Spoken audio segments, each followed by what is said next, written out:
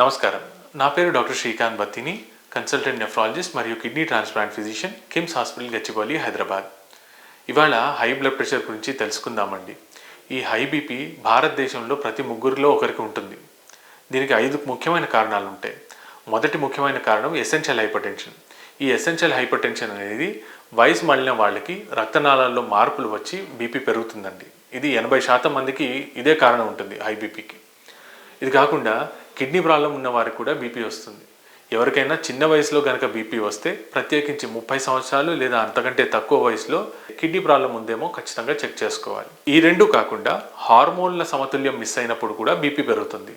హార్మోన్ల సమతుల్యం అంటే థైరాయిడ్ ప్రాబ్లం వల్ల కానీ, ఒక్కోసారి కిడ్నీ పైన ఉండే అడ్రినల్ గ్లాండ్, ఈ అడ్రినల్ గ్లాండ్లో కొన్ని హార్మోన్లు ఉత్పత్తి అవుతాయి. వాటి సమతుల్యం మిస్ అయినా కూడా బీపీ పెరగచ్చు. ఈ మూడు కాకుండా ఊబకాయం అనేది చాలా ముఖ్యమైన కారణం అండి బీపీ పెరగడానికి. ఈ కాలంలో వయసుతో నిమిత్తం లేకుండా ఊబకాయం చాలా మందికి ఉంటుంది. ఒబేసిటీ చాలా ఎక్కువగా ఉంటుంది. ఈ 4 కారణాలు కాకుండా చివరి కామన్ కారణం డ్రగ్స్, అంటే మందులు. మనం తెలుసో తెలియకో నొప్పి మందులు వాడుతూ ఉంటాం. కొందరు నొప్పికి స్టీరాయిడ్ కూడా వాడుతూ ఉంటారు. ముక్కు దిబ్బడికి వాడే మందులు ఉంటాయి, డీకంజెస్టెంట్స్ అంటారు. ఈ మందుల వల్ల కూడా బీపీ పెరగచ్చు. సో ఈ 5 కారణాలు గుర్తుంచుకోండి, మీ ఆరోగ్యాన్ని కంట్రోల్లో ఉంచుకోండి.